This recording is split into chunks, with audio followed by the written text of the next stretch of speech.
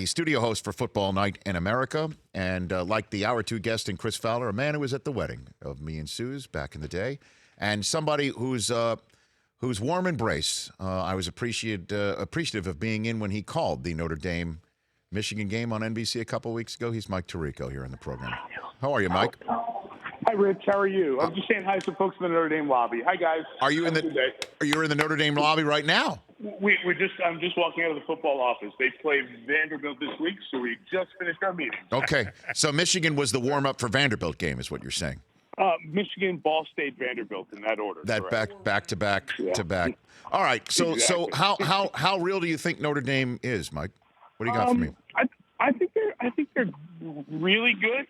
I think they've got a chance to be one of the teams in the conversation because of their schedule. As the year goes on, they're going to play good teams, so they'll have opportunities.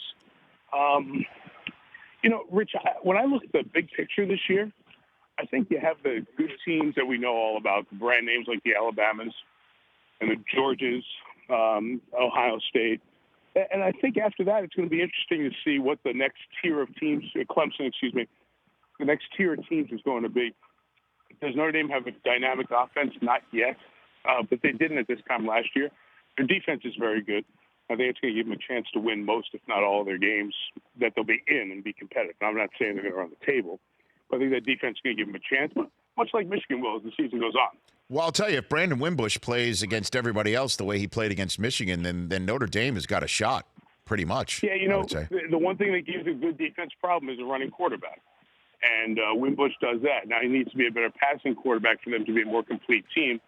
But I will say that Michigan intrigues me. I'm going to be very interested to see how they play as they go through the games here over the next month or so, because can Shea Patterson offensively throw the ball a little more effectively? Can they become a downfield passing team? Can they be dynamic? Because the defense is very, very good. So then will continue to get better as the year goes on. Then let me ask you this question, Mike Tirico, since you also have some local knowledge there in Ann Arbor. Everybody keeps asking me if this could possibly be a hot seat year for Jim Harbaugh, and he's thinking, no. Okay. No, unless Jim wants it to be a hot seat year, right? And he wants to go somewhere. I think it goes way beyond that. First off, they've had 10, 10, and 8 wins. It's not awful. It's better than it had been, right? But people looking to compete at a national championship level, that's still definitely part of the equation here. You're playing in a difficult division. That's part of the story for them. I think for Jim, the story becomes pretty simple. Where else is he going to go at this point that he'll have it better? And I don't think he's going to find a better life situation. Coaching, alma mater, parents are living there, all that stuff rolled into one. So I think this is the best scenario for Jim and the best place for Jim to be. So I don't think he's going to be looking to go anywhere anytime soon. Mike Tirico here on the Rich Eisen Show. So then, so I guess you're hopping a flight from Indiana to Connecticut, hosting Sunday Night Football. Our poll question here is which team needs it most? A nice sports talk radio poll question on a Friday before week 2 of an NFL season. And, ask the poll question of Mike there, sure. Chris Brockman. Go Mike, five teams who most need a win this week, looking at Dallas, Atlanta, the Giants, Saints, Steelers. I'm going to say Dallas because I think falling behind to 0-2 would be the biggest problem. And also how they look, too. I mean, Carolina's defense, I think, is going to be good. Again, after week 1, what do we remember? We don't know. We're just guessing of what it's going to be. Is it a blip? Is it a preparation opener? Is it a season-long trend? But now it's falling to 0-2, national TV, Giants. If they lose without any sign of a passing game that can be effective, that's going to be a problem. Because Witten and Dez, that story's been told by 1,000 people, who know football. Missing them is obvious. The impact is noticeable. But without that threat of a passing game, their offensive line, which is not as good as it was in the salad days of that run game 2 years ago with Zeke and Dak, they're not going to have a chance to open up any holes, even if this is an offensive line that's not of the level that was there a couple of years ago. So that would be the one. I don't worry about New Orleans scoring points. Atlanta does concern me, losing their two best defensive players in terms of the young heartbeat core of their defense, and Jones and Neal. That worries me there. I'd say of the teams who ran through, Dallas would be the 1-0-2 that would have me the most worried. I am so spot on lockstep with you, Mike Tirico. It is not funny because it has been maybe 3 calendar years since the Jones family as general manager question has been front and center in Dallas. The 13-3 season wiped that whole whether they should be general managers as well as owners off the radar screen because of that 13-3 season with the Dak and Zeke drafting. And then last year, a lot of the 9-7-ness of the team could be chalked up to what was going on with Ezekiel Elliott and the court system and the suspension. Now, if this Sunday night football game with Saquon Barkley showing up and showing out for the Giants and Odell heavy-pocketed and paid, and if the Giants beat the Cowboys in that manner, as you point out, then all of a sudden it's front and center of what the Joneses have done with their opportunity to build with a quarterback that they're paying cents on the dollar compared to other teams. It's out there. And that's the deal with the league now. I mean, it's a huge, whether people want to take shots at my pal Gruden or not, the fact is that's part of the story with the Raiders. I mean, they were not in a position where they are right now to load up on multiple big contract guys. I mean, the Derek Carr window is no longer there. If Philly's in the same situation, why are the Rams able to, feel like that fantasy team that you can't beat because the guy always gets the right pick and they're bringing in the right guys in their roster? You turn around, it's loaded all of a sudden because they're on the good end of the golf deal. And that's the math of the current NFL. As the cap has risen, the prices have risen astronomically for the big stars. With what Aaron Rodgers makes, where else is the money allocated in Green Bay? Do they have that second superstar player? Those types of things play out. I think the finances of the league I don't understand them very well. I mean, I try my best I can, but I think they're underappreciated when you look at maneuvering and deals. And to your point, yeah, there was a lot of money invested in offensive line. And let's remember, too, injury factors in here. There's no way, or illness in this case, there's no way anybody could have known what the situation was going to be with Travis Frederick. Correct. That's not a big loss. That's a massive loss. That's such a big loss. And Zach Martin and Frederick, those guys helped make this entire thing go.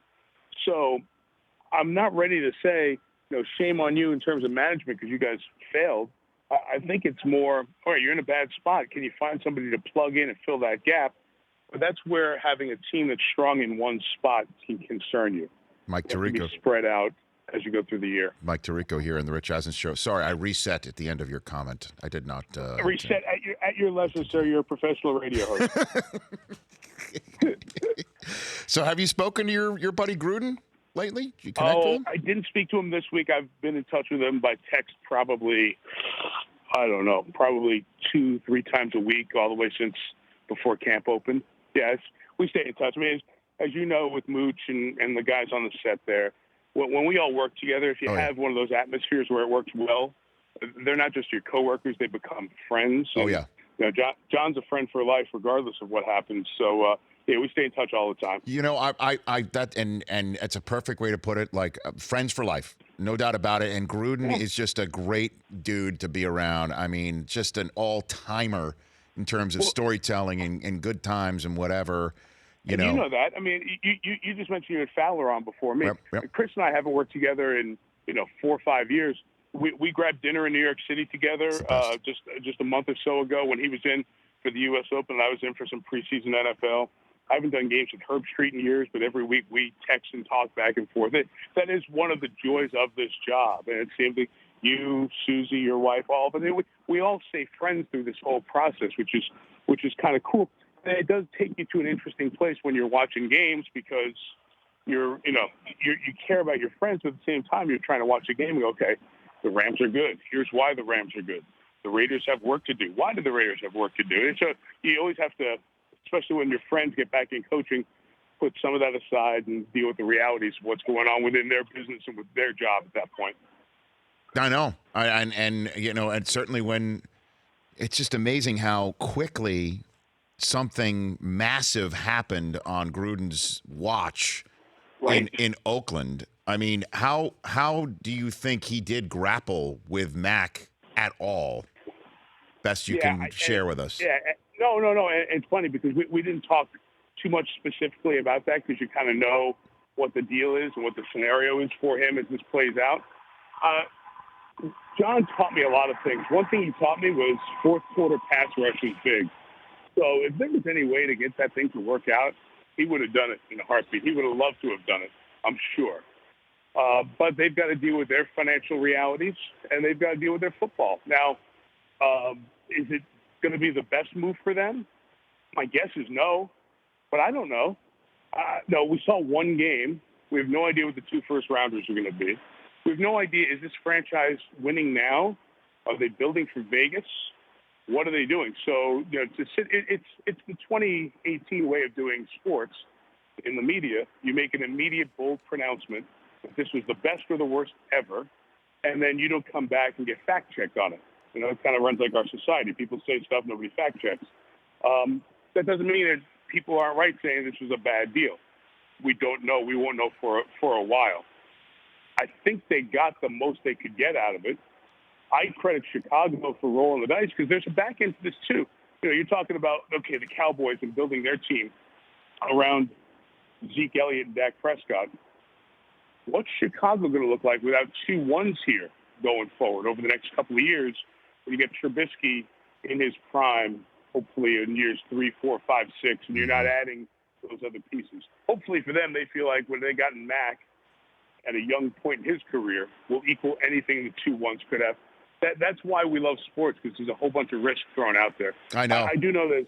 John was thrilled to get back into coaching, and he hated Tuesday morning. He hated the loss. But I can tell you, behind the scenes, Rich, every time we'd walk out of a stadium, he'd miss the guys who are the coaches doing their winning press conference, and he even missed the misery of losing because that makes the winning so much sweeter. So I'm sure he's still glad to be back no matter what the result was week 1. Mike, miss talking to you. You're the best. We'll chat soon. Thanks for calling in. Same here, pal. Keep up the good work. Say hi to your guys on the studio. You bet. Love to your family, man. Same to you.